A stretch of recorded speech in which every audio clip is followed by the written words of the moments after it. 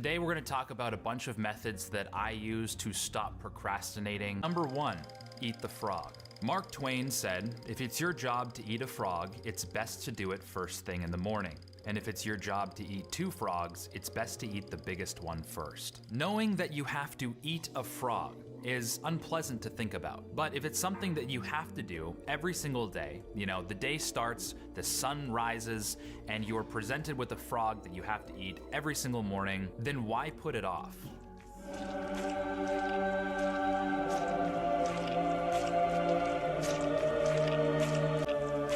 Because if you put it off, the whole day you're going to be thinking about this dreadful thing you have to do. You'll be haunted by this idea. You'll try to have a normal conversation with other people. You're going to try to relax and unwind in the bathtub, and all you're going to be thinking about is the fact that you have to shove a slimy toad down your throat. And in this thankfully hypothetical scenario, if you were to put off eating that frog until tomorrow, you would have 2 frogs to eat. And if you were to follow this pattern day after day, postponing eating the frog, then at the end of the month, you'll have like 30 frogs to eat. You're gonna have to have this giant 30 frog mukbang. That's extremely unpleasant. Why would you do that to yourself? But if it's inevitable and you have to do it, why not do it first thing in the morning so that you can live the rest of your day in peace? So do yourself a favor and eat that frog first thing in the morning. Number 2, the 3-2-1 rule. Now, the 3-2-1 rule is pretty stupid, but it's too stupid to ignore. So the way it works is, say you've got to write an essay for university, or for high school, or whatever the hell you do, I don't know. You hold this thing that you have to do in your head, and you reflect on it. And you say, I've got to go and do this thing. And then you count from 3 to 1. You say, damn, I got to write my essay. 3, 2, 1, and then you just go and do the thing that you're avoiding. Now that sounds stupid and overly simple, because it is, but it also works. And I think what's going on here is that by using this strategy, we are utilizing psychological momentum. Writing an essay seems super scary, so we put it off. But counting is easy.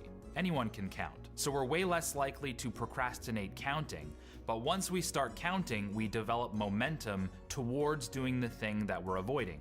It's like a psychological bridge. So next time you're having a very difficult time just diving in and starting a task you need to do, say 3, 2, 1, then just go do it. I don't know why it works, but it works. Speaking of psychological momentum, number 3 is the do something principle by Mark Manson. So most people think that in order to take action on something, we need to be motivated to do it. And motivation comes from some sort of emotional inspiration. First, we're inspired to take action. We have this strong reason to do it, and that generates the motivation we need to take action on the thing. But action isn't just the effect of motivation, it's also the cause of it. Inspiration, motivation, action is not a linear sequence. It's an endless loop, and you can start wherever you want to start. And since inspiration and motivation seem to be hard to come by and completely unpredictable, it's way more efficient to start with action and let that action serve as the inspirational and motivational fuel to power further action. And you might be saying, well, how am I supposed to take action on something without inspiration, motivation? That's the entire problem here. The problem is that I can't take action. I need some sort of inspiration and motivation. But that's not entirely true, because all of us take action on things with seemingly little or no inspiration whatsoever. And if we didn't, we'd be dead. We do certain things every day that are habitual. We brush our teeth, we take a shower, we put on nice clothes. These seemingly insignificant actions are the very actions we should harness the reaction of to generate inspiration and motivation towards doing further action. It's like a snowball effect. So next time you're avoiding doing your taxes because it's super boring, tell yourself just do something, anything, and harness the reaction from that action to generate the motivation to take further action. And that, in essence, is the do something principle. Number 4 is purge your physical surroundings. So a lot of the reason why so many of us procrastinate so often is because the physical environment in which we live in practically begs us to. And as we've discussed on the channel before, there's an intimate link between our psychology and our physiology. If we exist in a chaotic, disastrous physical environment, our brain often follows suit. A chaotic and distracted mental state very often creates a chaotic and disastrous physical state, which further perpetuates the distracted mental state. It's a paradox, but it's often so much easier to correct and improve upon your physical environment than it is to suddenly feel good and clear-headed all of a sudden. So if you're more distracted than ever and you're finding it increasingly difficult to get any work done, pay attention to your physical surroundings. Improve upon your physical surroundings. Make sure that the space that you take up is conducive to productivity. It's not just a nothing tip.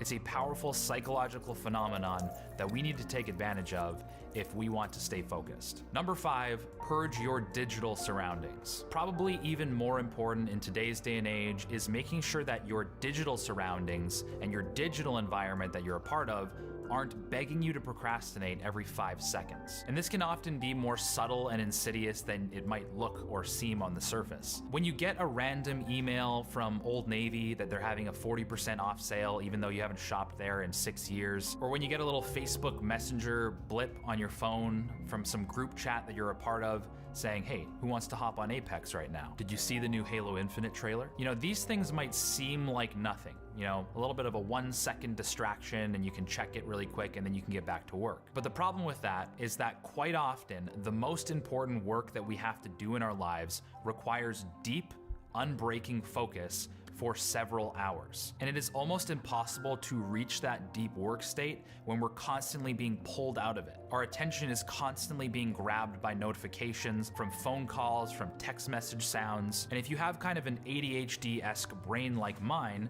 that's a big deal. You know, you will follow that notification, you will see what someone said on the group chat, and you'll probably engage with it for 10 to 15 seconds, or even worse, you'll go down a rabbit trail and you'll spend 20 to 30 minutes on YouTube, even though you had absolutely no plan on doing that. So one of the most important things you can do to cure your procrastination is to eliminate gateways to procrastination. And it even boils down to the amount of desktop clutter you have, or what's on your toolbar. Because every time your phone buzzes in your pocket, it's like Mark Zuckerberg himself is tugging on your shirt, telling you to pay attention to what he wants you to pay attention to. Because whatever that notification is more important than whatever you're doing. But you have to ask yourself, are you the master of your own life? Or a Zuck? Number 6, stare at one thing for 60 seconds. But also this tip seems really interesting. I tried it one time and it instantly worked for me. And I got this from Andrew Huberman's Instagram, and he talked about how one way to dramatically increase focus in 60 seconds, especially if you're already in a distracted, chaotic mental state, is to focus all of your attention onto one specific target. You know, this could be one letter in one word at the distance that you would be doing that work in for 60 seconds. Do not break that eye contact and breathe deeply as you do it. And at the end of that 60 seconds, your focus collects itself. I think this is another really good example of how intimately linked our psychology is to our physiology, and how our actual eye movement, not being chaotic, collects our mental focus as well. When we focus with our eyes, we also focus with our brain. And what we do with our eyes also matters. That's sort of the entire concept of EMDR therapy. You should look it up, super cool stuff. So give that a shot. Focus on one specific target for 60 seconds while taking deep and relaxing breaths. And you'll notice that your brain focuses too, and you can penetrate through the resistance in the way of doing the thing you need to do. Okay, so tip number 7 is confront your distractions before working. Now this is sort of a direct contradiction to rule number 1, which is why I saved it to near the end. And I would kind of use this technique as a last resort, although it has been very effective for me recently, especially later in the day when I've already eaten the frog, but I kind of have more frogs to eat due to procrastination and things piling up, etc. The way this works is that you set a timer for 15 minutes or 10 minutes or however long you need to actually engage with the distractions and the escapes that you want to engage with. Because so often what happens is, you know, we don't want to do this super hard thing that we know we need to do, so we escape kind of impulsively. You know, we open the Word doc that we're supposed to be on, and then we click away, and then we just browse Instagram and Facebook or whatever. And you're sort of in this constant battle of just dipping your toes into the distraction, dipping your toes into the work, and it's just this seesaw that never ends, and you actually never have an intentional break or an intentional work sesh. So what I've been doing is setting a timer for 15 or 20 minutes and intentionally diving into each distraction that I want to do. You know, I say, okay, I'm checking Facebook now. Right now, I'm intentionally seeing if I have any notifications or if I have any messages, and I'm allowing myself to mentally check that box and clear it. Then I move on to Instagram and I say, okay, now I'm on Instagram. I'm gonna have my way with Instagram. Do I have any message requests? Who posted on their stories? Cool, I've done that now. Now I can put it on the back burner. And this might seem weird, but I think the intentionality is the difference here.